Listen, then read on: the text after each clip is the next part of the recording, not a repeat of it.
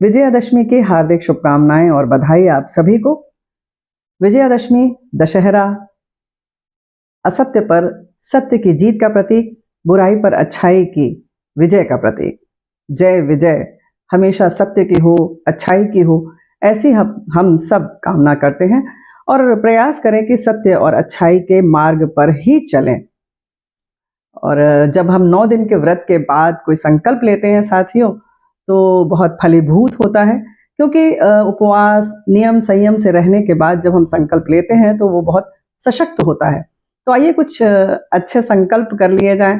यूं तो रावण दहन की सब जगह शुरुआत कई जगह हो चुकी होगी, कई जगह अभी तैयारी चल रही होगी।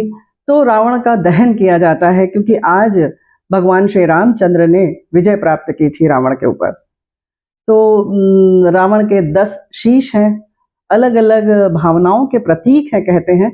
और अगर हम मान लें कि किस तरह से हमें क्या करना है, प्रतिवर्ष हम रावण, मेघनाद और कुंभकर्ण का पुतला तो जलाते हैं, लेकिन और किस चीज का दहन किया जाए?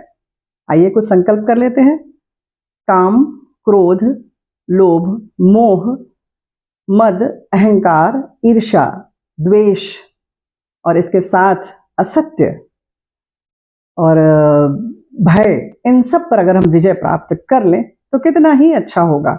ये सब दुराचार की बातें हैं, इनसे हम दूर रहें और ये हमारे अंदर की जो भावनाएं हैं, कलुषित भावनाएं हैं, इनका दहन, इनका दमन, इनका समाप्त होना बहुत आवश्यक है। तो कुछ ऐसा संकल्प करें। कैसे करना है ये आपके ऊपर निर्भर करता है। तो इस तरह का कुछ संकल्प लें। और इसके साथ साथ कुछ और परंपरा भी है। प्रयागराज में आज के दिन रावण की शोभा यात्रा निकलती है। संजय जी ने ये बात साझा की है, आपने भी फेसबुक पर देखा होगा। और ये जो परंपरा है, ये भारद्वाज मुनि से जुड़ी हुई परंपरा है, जिनके नाती थे रावण। और कटरा क्षेत्र है, कटरा क्षेत्र इलाहाबाद में है, यानी प्रयागराज में है। ये इससे जुड़ा हुआ एक प्रसंग है। कहते हैं कि जब विजय प्राप्त करके भगवान श्री रामचंद्र लौट रहे थे तो अयोध्या की तरफ, तो प्रयागराज में भारद्वाज मुनि के पास गए और उन्होंने एक तरह से कहना चाहिए कि ब्रह्म हत्या का जो दोष था उनके ऊपर, उसके लिए क्षमा याचना और प्रायश्चित के लिए वो गए।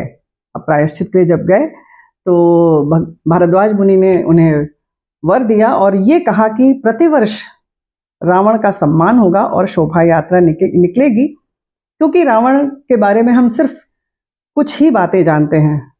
बहुत संगीतज्ञ थे, प्रकांड विद्वान थे, महान शिव भक्त थे। तो उनकी विद्वत्ता का, उनकी भक्ति का, उनकी अन्य कलाओं का, अन्य निपुणताओं का, प्रवीणता का सम्मान किया जाता है।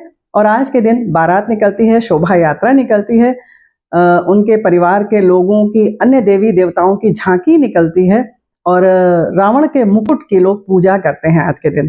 तो हमारे देश में इस तरह की भी परंपराएं हैं। बुराई में भी कहीं ना कहीं अच्छाई देखकर हम उसे भी आगे लेकर चलते हैं।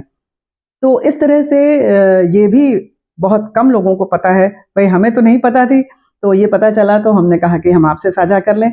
तो इस तरह से कुछ ना कुछ हम अपने ऊपर विजय प्राप्त करें, संघर्ष में भी हम धैर्यवान बने रहें और इस तरह से स्वयं पर विजय प्राप्त करें, अपनी इंद्रियों पर विजय प्राप्त करें। इस कामना के साथ एक बार फिर से दशहरे की, विजयादशमी की हार्दिक शुभकामनाएं।